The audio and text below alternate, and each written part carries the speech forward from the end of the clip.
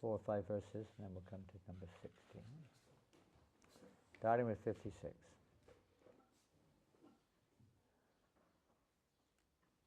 Did I say Om Namo Bhagavate? I said already? No. Om Namo Bhagavate Vasudevaya. Om Namo Bhagavate Vasudevaya. Om Namo Bhagavate Vasudevaya. Om Namo Bhagavate Vasudevaya. Om Namo Bhagavate Vasudevaya. Om Namo Bhagavate Vasudevaya. Bhuktavatsu cha sarveshu dinanda kripanadishu Vishnoshtat prinanam vidvan bundita sahabunduvi. One should distribute Vishnu prasadam to everyone, including the poor man, the blind man, the non-devotee and the non-Brahmin, knowing that Lord Vishnu is very pleased when everyone is sumptuously fed with Vishnu prasad. The performer of yajna should then take prasadam with his friends and relatives. This is the payovrata process of worship. And so that's the important part of the whole ceremony, the whole yajna, the whole worship, is to distribute prasadam sumptuously to everyone. They would even distribute prasadam to the dogs and the jackals and every living entity. Nvetyavaditra gitaischa stutibe svastivachakaihi karayat tat katabishcha pujam bhagavaton vaham. Every day from Patipat to Trayodashi, one should continue the ceremony to the accompaniment of dancing, singing and beating of a drum, the chanting of prayers and all auspicious mantras, and recitation of Srimad Bhagavatam. In this way one should worship the Supreme Personality of Godhead. Etat payovatang nama purusharadhanam param pitamahena bihitam maya te samudahitam. This is the religious ritualistic ceremony known as payovrata, by which one may worship the Supreme Personality of Godhead. I received this information from Brahma, my grandfather, and now I have described it to you in details. Tvang chanena mahabhage samyak chinena keshavam atmana shuddhabhavena niyatatma bhajavyam. O most fortunate lady, establishing your mind in a good spirit, execute this process of payovrat and thus worship the Supreme Personality of Godhead, Keshava, who is inexhaustible. So, this is a very quick recap. Do you remember what's going on here? What's happening? What's the whole pastime? What's the history? What's the history?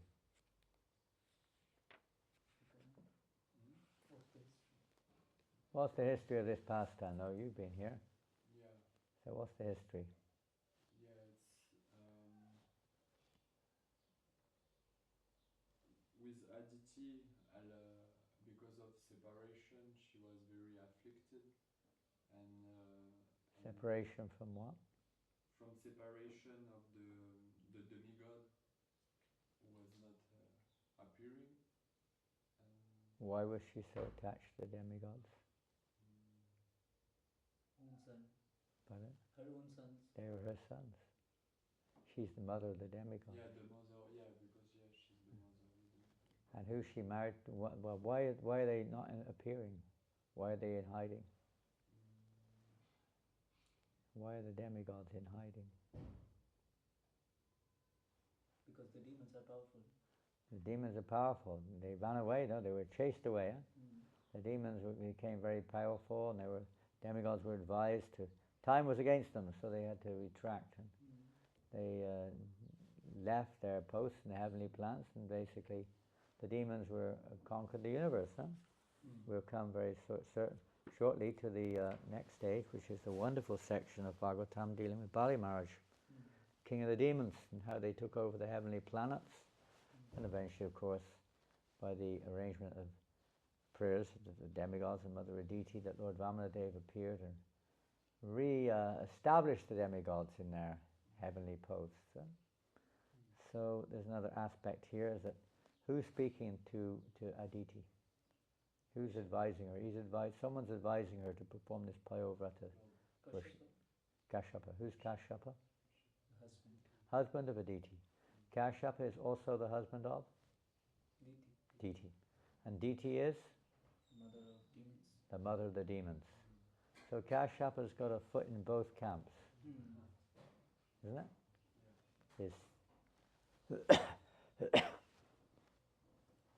He's married to Diti and Aditi. And Aditi, of course, is favourable to the demigods, and Diti is favourable to the demons. And Kashyapa is the husband. Complicated, huh? So be careful if you married two wives.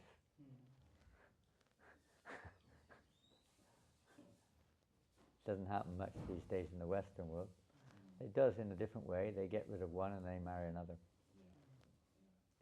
That's all due to the grace of Henry VIII, huh? King of England. He started this process. Yeah, because England was Catholic, like all the rest of Europe, and they wouldn't allow divorce. And you weren't allowed to have more than one wife. So what's he going to do? You blame him or not? Is he right or wrong? He's right and wrong, isn't he? He's kind of right. And the kings traditionally had many wives for various reasons. And modern society does not understand the benefits of all of this. So many things they totally misunderstand. Or maybe they purposely destroy. I don't know. Maybe the ones in leadership positions destroy culture purposely. Who knows? And then Henry VIII, what did he do? He wanted to marry another girl. And he was already married. The Catholic Church would not give him permission to marry another girl or get divorced. So what did he do? No, he didn't. He left the wife. He cut her head off. Yeah. Oh, wow. He cut his wife's head off. He married another one. He did the same thing to the next one. How many wives did he marry? 5 or 6? I can't remember. He had to kill the previous one to marry the next one. And he established the Anglican Church, which allowed divorce as a result. So this whole divorce thing basically came from him. So he's right and wrong in the sense technically speaking, Vedically speaking, he was perfectly as right as a Kshatriya. Not qualified, of course, but in principle, to marry more than one wife. But they wouldn't allow it. So he did an ephod. Because he was a king, he could get away with it. And he was allowed to kill them? Well, he was the king of England. Yeah. Of course he was. Allowed. If anyone challenged him, he'd cut their head off as well. He was in charge. Like Krishna, he's in charge. He can marry as many wives as he likes. No one can say anything about it. You can say what you like, but it made no difference. He's not subject to your opinion. Ask the king. Because he's corrupt. But nonetheless, that's what happened. So, Kashyapa had 2 wives, and they were, great souls, but in a sense, but they both had their different roles. And obviously there was a little bit of conflict of interest here. Conflict of interest. So, as far as Kashyapa is concerned, he's a sage, he's a sadhu, saintly person. But it's just the arrangement of the Almighty, that he's the father of both demons and demigods. Interesting. But at least at those days, as it's described, they would be in different places, different planets. And then it was in Satyuga.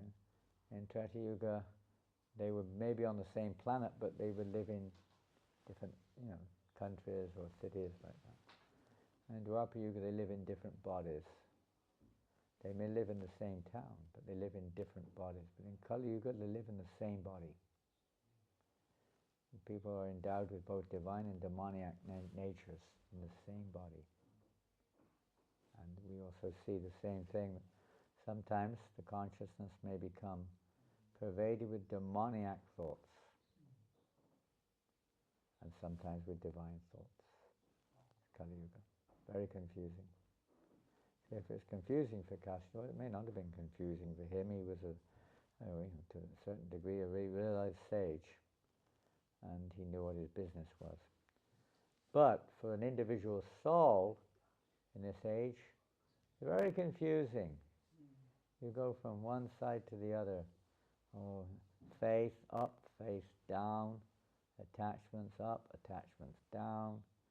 You go from one to the other, divine and demonic. So we'll come on to today's verse, which I'm told is text 60. Please repeat. Ayang vai sarva yagyakya. Ayam vai sarva yagyakya.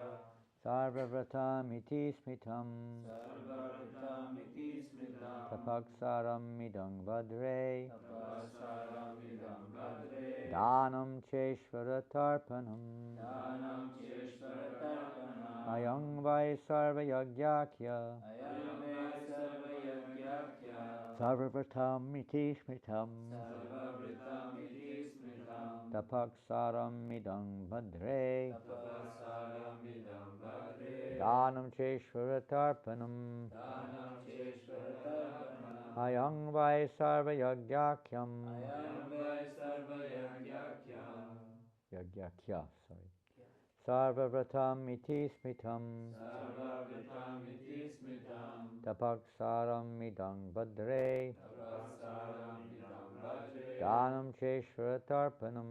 Dhanam cheshvara tarpanam. Ayang vai sarva yagyakya. Ayam vai sarva yagyakya. Sarva vratam iti smitam. Sarva vratam iti smritam. Tapaksaram midang vadre. Tapassaram idam bhadre. Dhanam cheshvara tarpanam.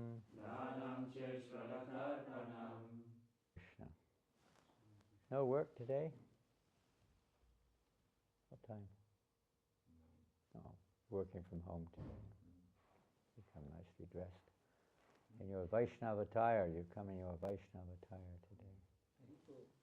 And Sudevi, you're doing service here today? Yes, I brought something from home. Good, good. Wonderful. So word for word, I am this. This. Vai, Vai. indeed. Indeed. Sarva yagya.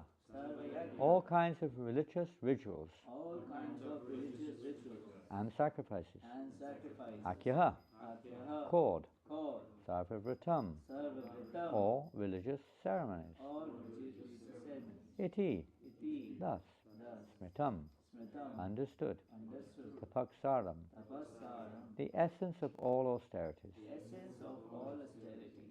Idam, Idam. this, This. Bhadre, Bhadre. O good lady. O good lady. Dhanam, Dhanam. acts of charity. Acts of charity. Cha, Cha. and Ishvara, Ishvara. the Supreme Personality of Godhead. The Supreme Personality of Tarpanam, Brahman. the process of pleasing. Process of pleasing. Translation and purport by Srila Prabhupada. This Payovrata is also known as Sarva Yagya. In other words, by performing this sacrifice, one can perform all other sacrifices automatically. This is also acknowledged to be the best of all ritualistic ceremonies. O gentle lady, it is the essence of all austerities, and it is a process of giving charity and pleasing the Supreme Controller. Purport. Aradhananam sarvesham Vishnur aradhanam param. This is a statement made by Lord Shiva to Parvati. Worshipping Lord Vishnu is the supreme process of worship.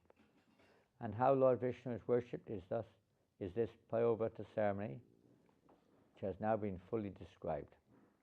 The ultimate goal of life is to please Lord Vishnu by Varna Ashram Dharma. The Vedic principles of 4 Varnas and 4 Ashrams are meant for worship of Vishnu. Vishnu aradhyate pamsang manyat tattoshakaram karanam. The Krishna conscious movement is also Vishnu Aradhanam, the worship of Lord Vishnu according to the age. The Payovrata method of Vishnu Aradhanam was enunciated long, long ago by Kashyapa Muni to his wife Aditi in the heavenly planets, and the same process is bona fide on earth even now. So maybe we should start the Payovrata worship, okay? To find out what the details are. The Payovrata method of Vishnu, especially in this age of Kali, the process accepted by the Krishna consciousness movement is interesting. Prabhupada's taken the essence, I think. Yeah, the word essence comes up again today, yesterday also. The essence of all religion.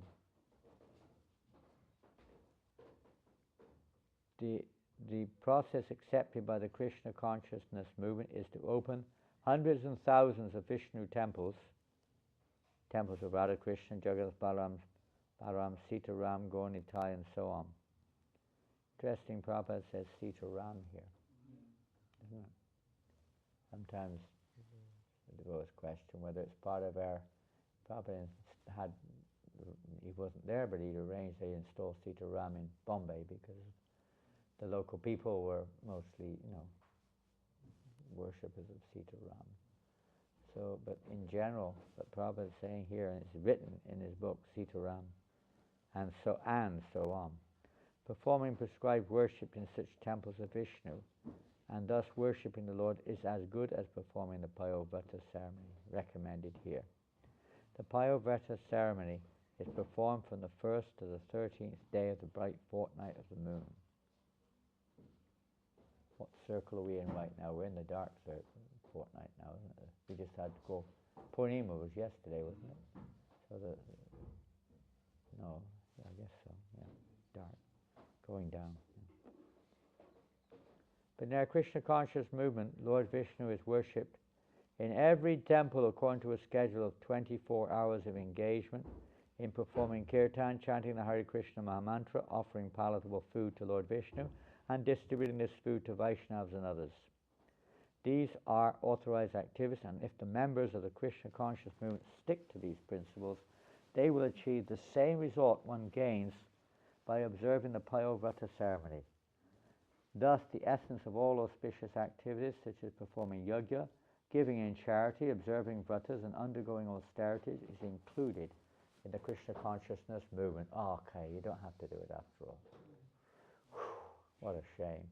I thought I could have gotten an excuse for not going on Sankirtan, for not doing the cooking of breakfast, for not doing whatever the services are. This morning I cook for I cook for doing this sacrifice. Okay. I boiled some meat for all devotee. Oh, wow. Wonderful. You boiled the milk.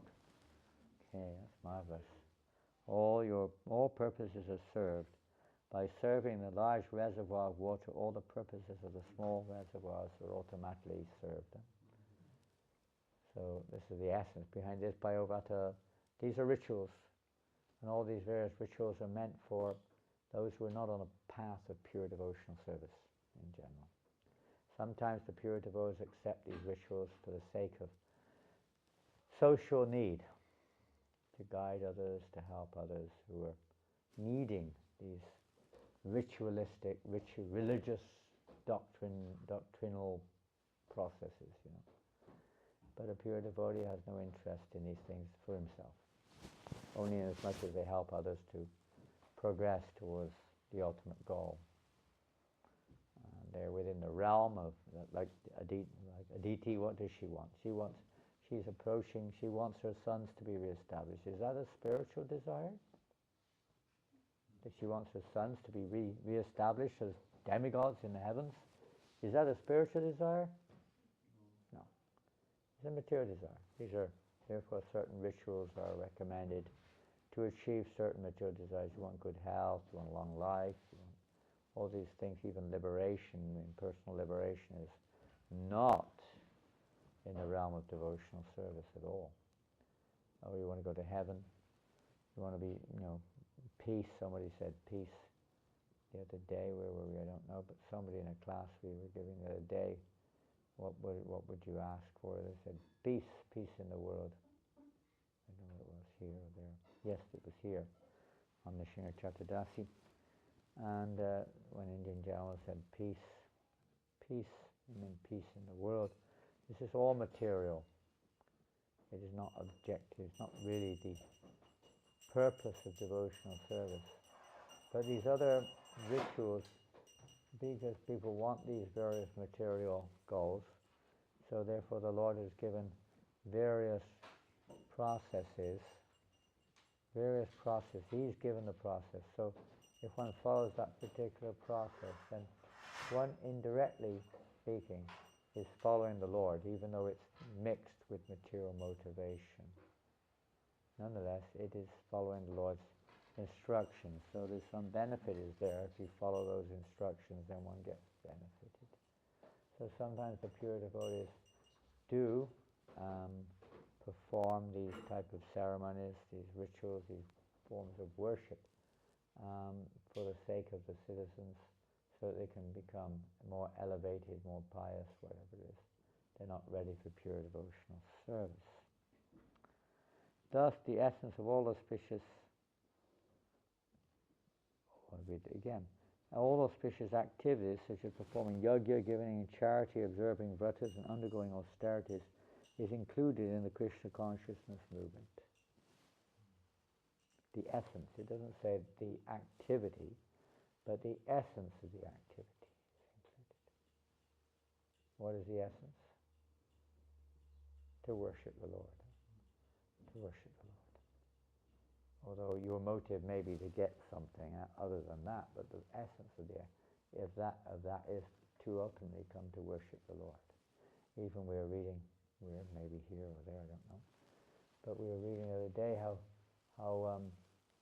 even in the those who worship Panchupasana, the 5 devas, Vishnu is also worshipped. Vishvaksena, whenever they do their yajna, they worship Krishna or Vishnu in the form of Vishvaksena. He's the first one to be worshipped. So still there's something there. There's something there in that type of worship. But it's with the wrong understanding, or the wrong purpose also. But there's something there if they do it properly. The members of this movement should immediately, Prabhupada doesn't say, you should gradually. He says, immediately and sincerely follow the processes already recommended. Of course, sacrifice is meant to please Vishnu. Yajna Sankirtan Praya Yudanti Sumedasha. In Kali Yuga, those who are intelligent perform the Sankirtan Yajna. One should follow this process conscientiously. This is what Prabhupada is saying here. Basically, you should immediately perform Sankirtan Yajna. And we see this nicely also explained by Narada Muni when he's discussing with King Prashanibharisha. You may know this from the 4th canto Srimad Bhagavatam. Paranjan, famous pastime of Paranjan, who was none other than King Prashanibharisha. Paranjan was allegory. He was just giving an allegorical example. It wasn't a literal one, but it was explaining through allegory the position of King Prashanibharisha, Narada Muni. And because this king, King Prashanibharisha, was performing one fruitive karmakandya yajna after another. He was addicted. Addicted. You don't find many people, you do, some Brahmins are addicted in a sense to performing various kinds of fire yajnas. They have some kind of addiction for it. You could say you could have a lot worse addictions than that. But it's nonetheless an addiction. And if mostly they're not following the Vedic principles, so it's not really doing any good, is it? But even if they are, it's an addiction which has a material result. So a material result. So in that sense, it's not particularly, they may have to do as a duty of the yajman or the king to arrange these various yajnas for the welfare of society, to bring rain or prosperity or whatever it may be, good progeny and so on. They may perform these because they have a duty in this world anyway, even if they are pure devotees, and mostly not pure devotees, so therefore they themselves have purposeful, materially speaking, motivations in what they do. So, nonetheless, the king was doing all these various ceremonies all over the world, and we see in it somewhat, maybe, of course, Krishna was in the picture, no doubt, but he was going overboard. It was an addiction, killing animals, animal sacrifices, so many, unnecessarily. What for? For material results. Whereas we see in the case of Ambarish Maharaj, for instance, how Ambarish Maharaj was also doing like that. He was performing, Peter Maharaj was also doing like the kings, you know. And Ambarish Maharaj was performing one yajna after the next, even in desert regions. But all of his yajnas were for the pleasure of Lord Vishnu, it's clearly stated. He wasn't doing it for any other reason, other than ultimately to please Lord Vishnu. Whereas here, what we've been discussing a little bit here, there's a little material motivation in the yoga. We even see many times, I mean, even the whole pastime of, Bali Maharaj also, how he was performing yajnas too. So many yajnas to attain material results, material power. So many times we see this. And because people want material results. They want material results. But in this particular case, Narada Muni, he intervened in King Prachani Barishat's performance of yajnas. He said, you know, and then he gave the example. Even though he was performing yajnas, he was very attached to sense gratification. The purpose was sense gratification. So he preached him strongly about you know, although he's doing, it seems like, in the eyes of the public, he's doing all kinds of charitable works to improve the condition of people's lives. He's actually entangling people in the material world, and it's, well, as himself in one sense. So King Narada Muni preached to the king, and in the purport where it's described how King Prachani Barishat was performing one yajna after the next, Srila Prabhupada writes there that similarly the members of the Hare Krishna movement should perform one yajna after the next without a break. There must be a constant yajna going on all over the world. There should be no breaks. The performance of Sankirtan Yoga should be going on 24 hours. Maybe not in the same place, but somewhere. In this way, Father said, this will bring auspiciousness to the world and peace and happiness. The performance of Sankirtan Yoga, which is again emphasized in this purport particularly as the topmost, although it's mentioned here amongst rituals. No, it's not amongst necessary transcendental yogas, but amongst mundane yogas, it's meant here, this Payovrata worship is considered the topmost, and it fulfills the purpose of all others. Whereas the chanting of Hare Krishna more than fulfills all, not just the material purposes, if that's what you want, but it fulfills one's spiritual purposes. That's the essence of this Sankirtan Yoga, is not just to fulfill people's material desires, but actually to release us of material desires. Most people think of religion as a method of fulfilling your desires. Isn't it? Am I right or not? Yeah. Praying for this, praying for that. The spiritual life is a process to become free of material desires. No more material desires. No question of fulfilling material desires. It's getting rid of material desires. Kind of the opposite almost. Unfortunately, that's why it's said that religious principles mostly nowadays are Dharma approaches Koitavatra. They're cheating processes, actually. They're cheating people. Of course, even the Vedas, they deal with mostly the modes of nature, but ultimately the idea is that we become free of this. Rise above these modes of nature, Krishna says, Traigunya Vishavita, Nistraigunya Bhavachan. Rise above the modes of nature, Arjuna, be transcendental. We're not here just to fulfill our self-centered desires.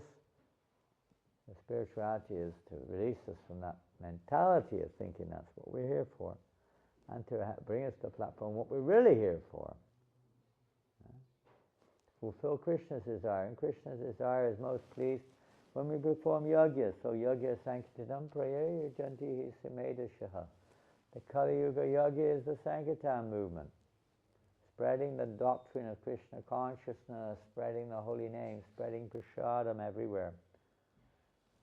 It's a movement to move that consciousness everywhere through whatever means is possible. That's the yajna, that's the successful yajna for this Kali Yuga. So Prabhupada says we should immediately engage like this. The members of this Krishna consciousness movement should immediately and sincerely follow the process already recommended. We should immediately perform Sankirtan Yoga everywhere we can. Bhagavad recital is also Sankirtan Yoga. Harinam is Sankirtan Yoga. Prasad distribution, book distribution, some way or another, glorifying the Lord. Sankirtan. Without any expectation. Sankirtan means without any motivation, material motivation. It's got to be hoitikiya pratiyata, unmotivated and uninterrupted, in order to satisfy the self, yatma supasidati. In order to satisfy the self, the yajna has to be hoitikiya pratiyata, unmotivated, uninterrupted. Then we never fall down into the material mode, mamchiyaga, vichayana. Those are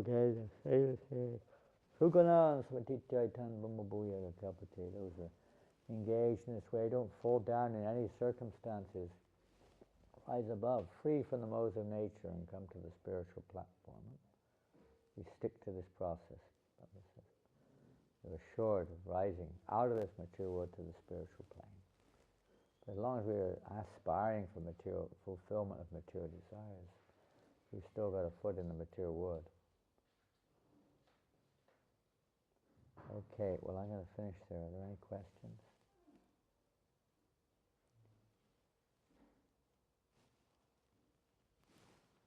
Nice early class, yes.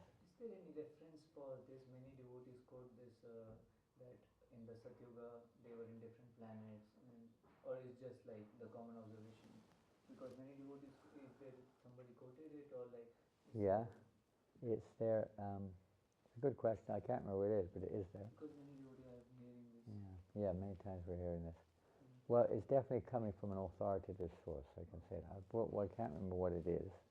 Whether it's just Srila Prabhupada saying it, or another Acharya is saying this, I'm not sure. But yeah, I did look it up many years ago, but I've forgotten where it's from. In different bodies. Kali Yuga. Yeah, it's not just some kind of justification for, a philosophy. It does have its roots.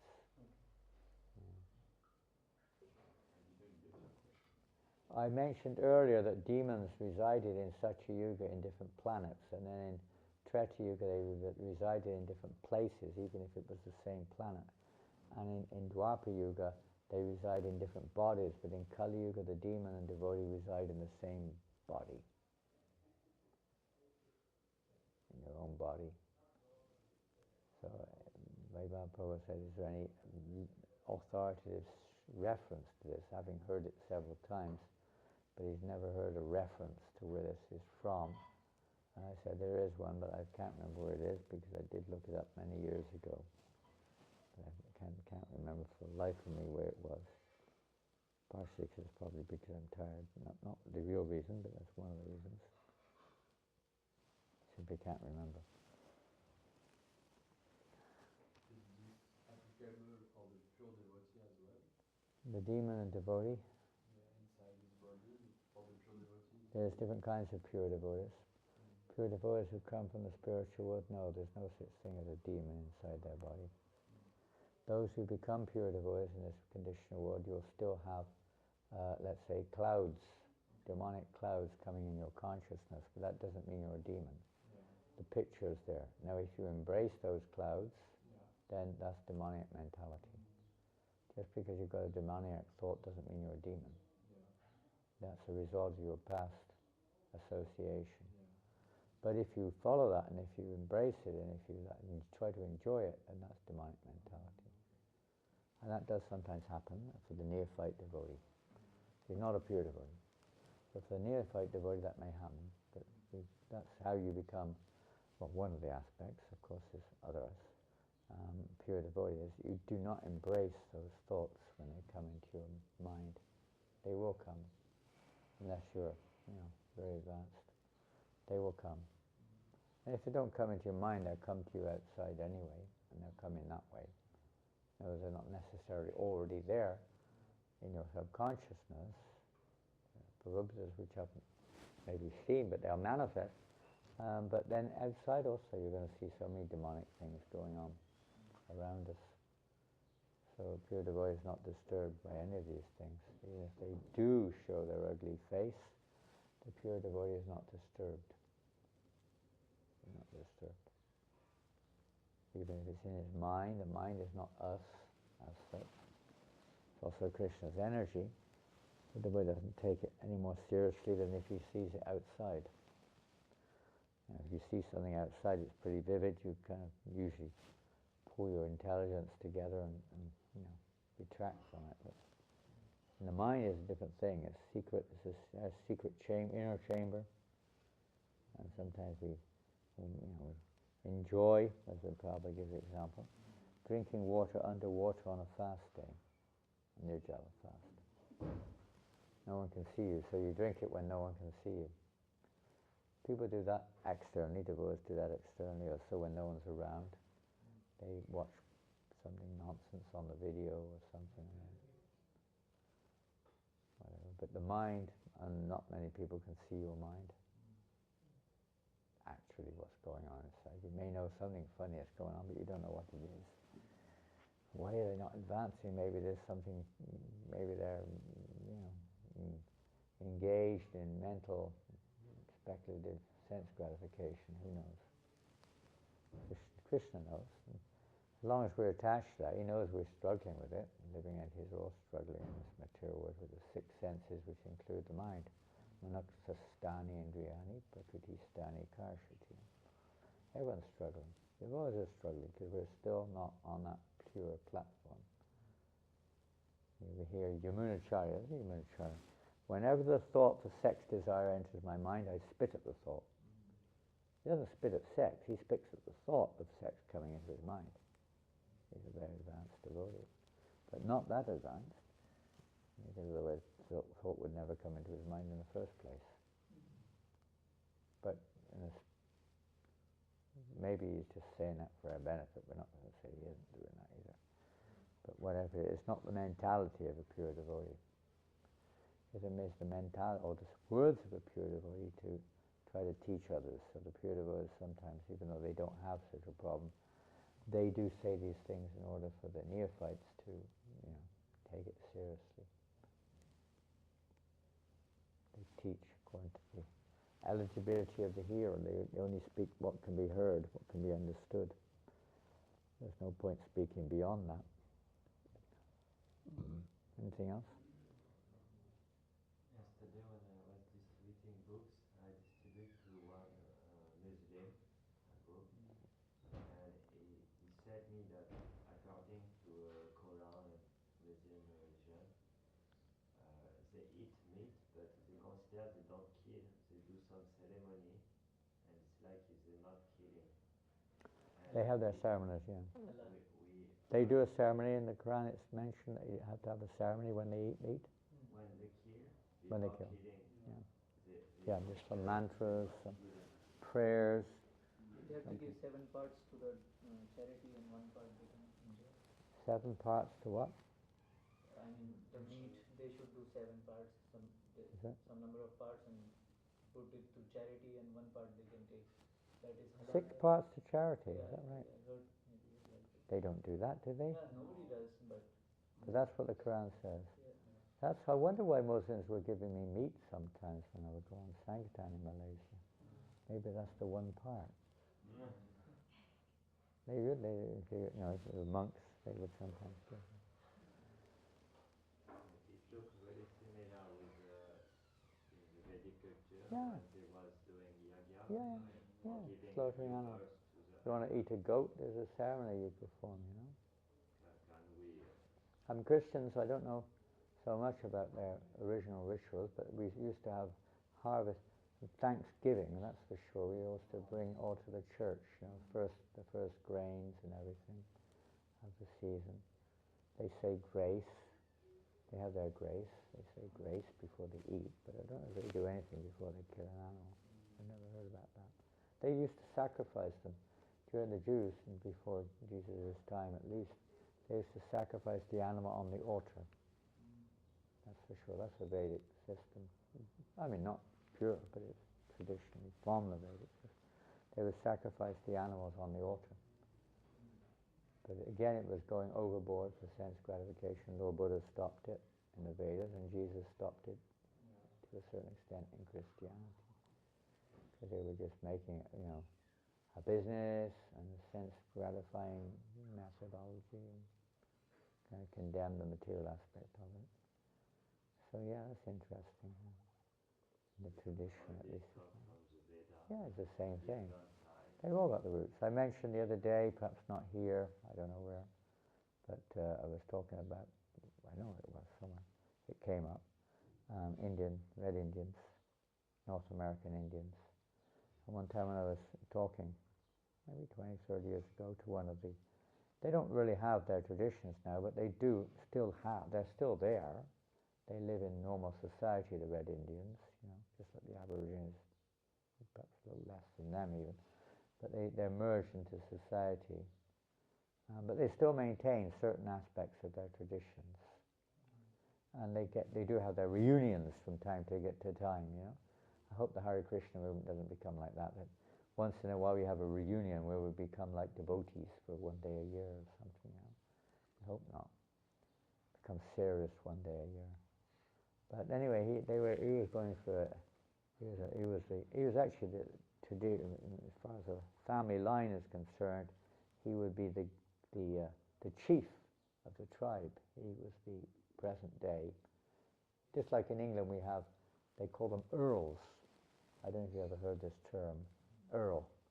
Earl is like a lord of a local area, you know. Earl of Coventry, Earl of Nottingham, Earl of Leeds, like that, you know. They used to be, or whatever the areas were called, they were like, on behalf of the king, they would be kind of like be looking after that area, that whole area, you know, like a whole county, a whole state, you know. They're called earls. And they're still there by name, but they don't do anything whatsoever. They've just got a name. In family traditions, because it says families passed down from father to son. It's not voted for. It's the old Vedic system. The king's son becomes the next king. We still have that in England. The queen passes away and her son becomes the king. They don't vote for the king. It's just the royal family. No one else can be the royal family. It's the royal family, right? I don't know if you still have that in France.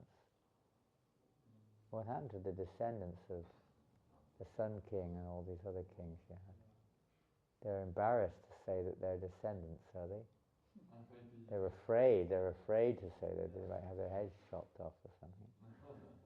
But in England, there's a lot of, you know, veneration for the royal family. It's very strong. Majority people. Otherwise they get rid of it, but they don't. Still there, is it like a tradition? They haven't got so much power. Believe me, the Queen has a lot more now. The King, I know about the King, but the Queen had a lot more power than people understand. She can veto everything the government does if she wants. She's in charge of the entire army, military forces, everything. She has a lot of power. Yeah.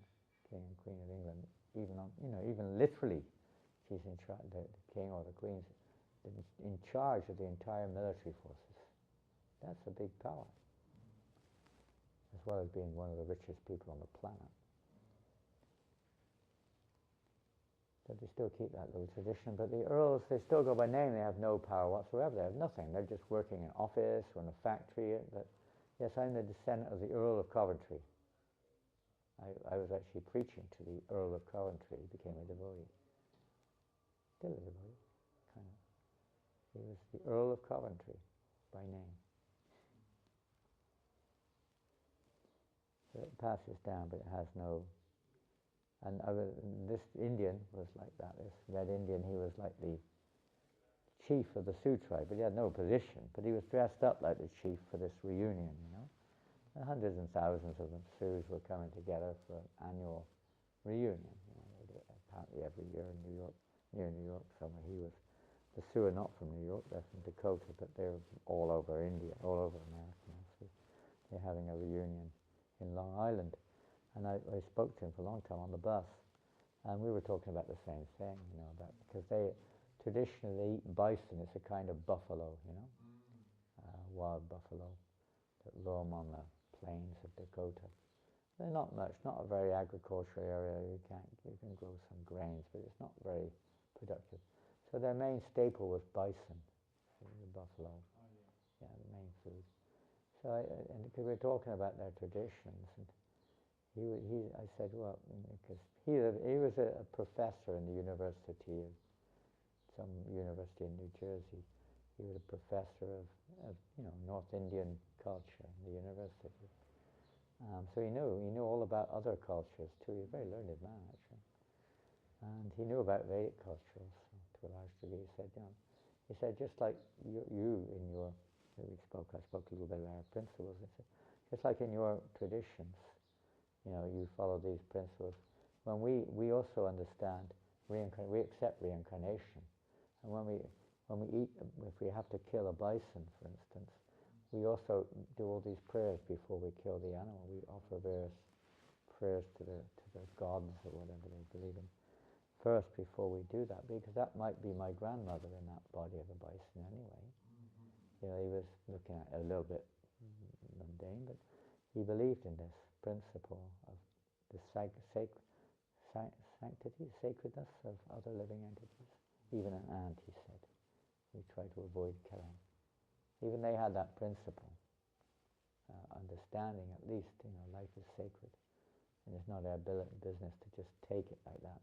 But at least to recognize, something. I don't know exactly what prayers what mantras, what they call it, that he was doing.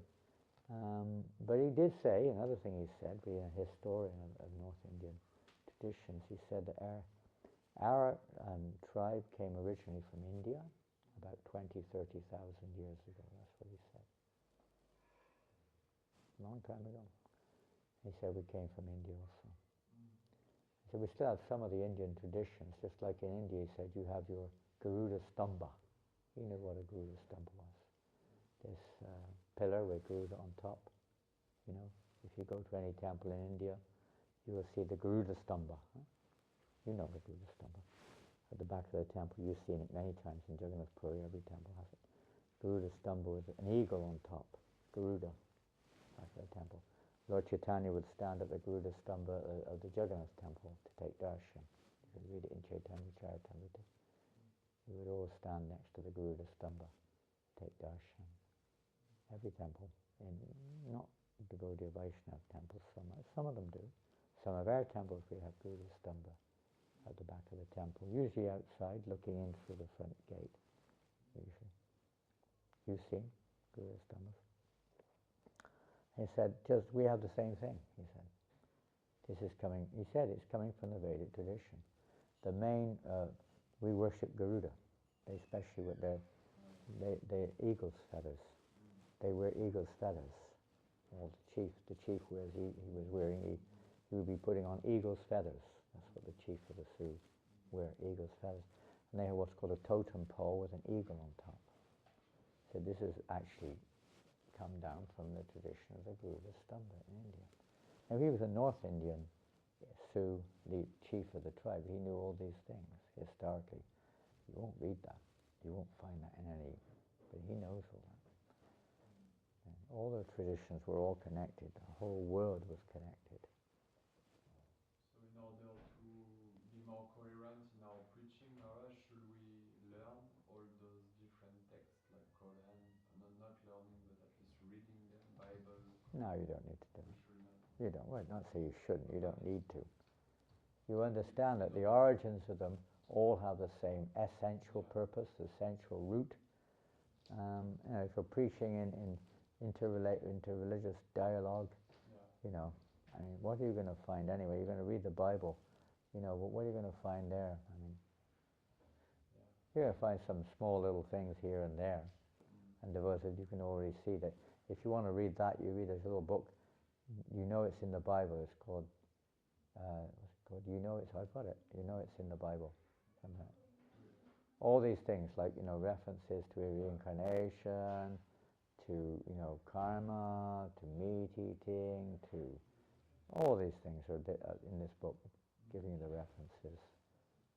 If you want to, you can read that. It's only a small booklet.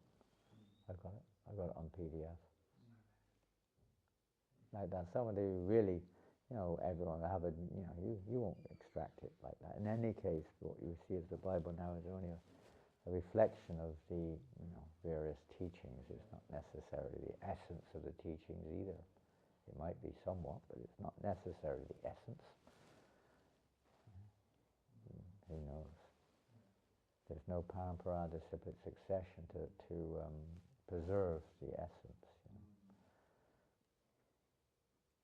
I'm not going to comment on other scripts, but you see all kinds of going in different interpretations, argumentations, changing. Everyone knows in the history of Christianity, Constantine made almost 180-degree turn in the doctrines of Christianity by force.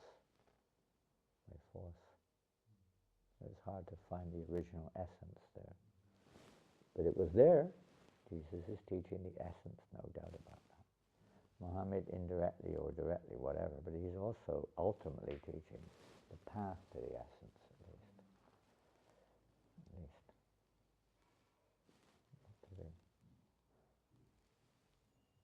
But that's very hard for neophytes. They always argue over these things because they have no realization. If you have no realization, devotees argue over things they have no realization of in the first place. Argue over something you don't really know yourself. No, I heard this. I read that. I think this. No. It says in the Padma Purana, but in the Agni Purana it says this. But in the Brahma Samhita it says that. And Prabhupada said that. Well, the Prabhupada said that over there, and he said that over there. You just go around in circles, just fight with each other over nothing. Don't come to any conclusion either. The only conclusion you get is, I don't want to talk to that guy again. I'm leaving this temple.